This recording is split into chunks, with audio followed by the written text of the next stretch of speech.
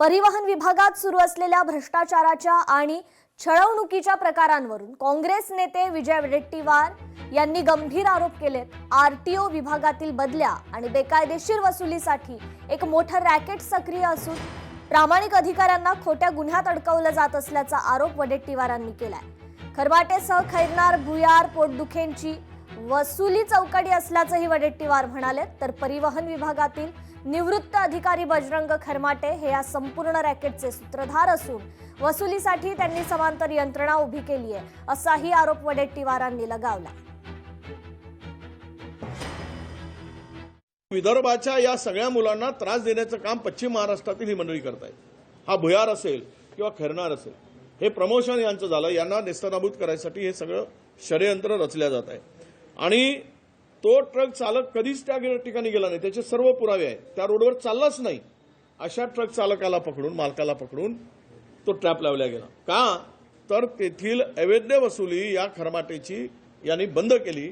यांनी सांगितलेल्या पूर्ण जे काही गाड्या आहेत ओव्हरलोड चालल्या, जे रिसिप्ट फाडल्या जाते ते यांनी बंद करून टाकले आणि त्याची वसुली बंद केल्यामुळे या आणि त्याबरोबर त्याला जे कंट्रोल होता आणि त्या विदर्भातील मुलांचा प्रमोशनच त्याला नको होता, विशेष म्हणजे या खरमाटेला।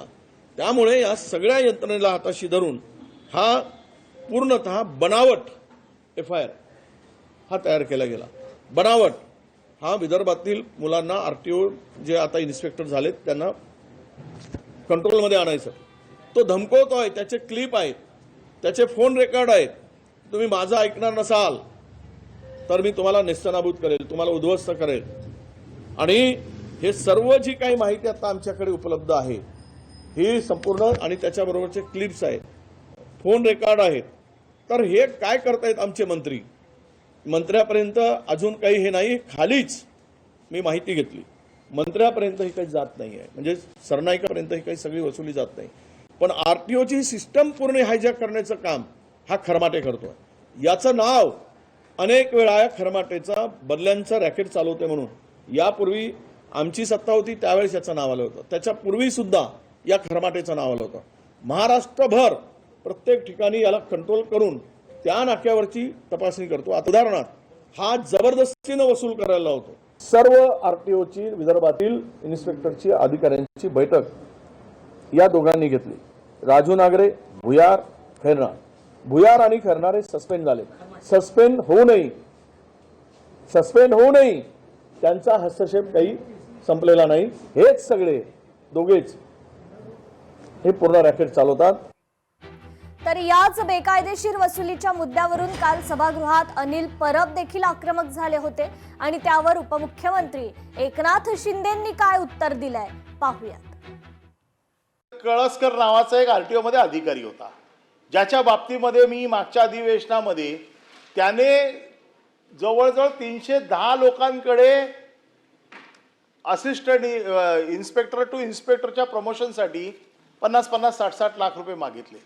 आपण नाही आपण केली ऑनलाईन। मी सांगितलं, आपण सांगितलं होतं की त्याची काय कुंडली असेल ती आपण बांधून टाकू, मागच्या वेळेचं आपलं हे उत्तर आहे। आणि म्हणून आपल्याकडे ते पाठवलं, त्याला प्रमोशन देऊन टाकलं। खरमाटेचं म्हणून खरमाटे रिटायर झाला, हा दुसरा, हा त्याच लेवलचा माणूस असेल असं, पण तो केला नाही ना। मी तेच तर माझी अपेक्षा आहे, जसं खरमाटेच्या माटी तुम्ही EOW लावलं, त्याला त्यावेळेला ईडी वाल्यांनी नेलं, त्याची सगळी चौकशी केली, त्यात तोच नाही ह्याला पण लावा ना। अशा पद्धतीचा अधिकारी असेल आणि त्याचं प्रमोशन झालं असेल तर मी तुम्हाला सांगतो त्याचा पूर्ण बंदोबस्त करू। लोकशाही मराठी ऐका, पहा, जागरूक रहा।